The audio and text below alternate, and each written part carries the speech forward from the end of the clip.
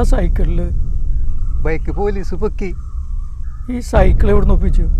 അടിച്ചു മാറ്റിയതാണ്. അടുത്ത വീട്ടിൽ ട്യൂഷൻ വന്നൊരു പയ്യൻ്റെ.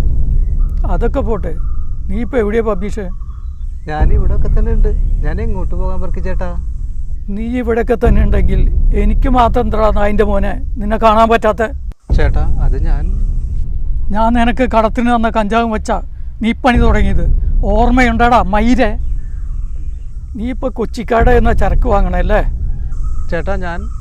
നീ ആരുടെ കയ്യിൽ നിന്ന് വാങ്ങിയാലും എനിക്കൊരു മറ്റേതുമില്ല.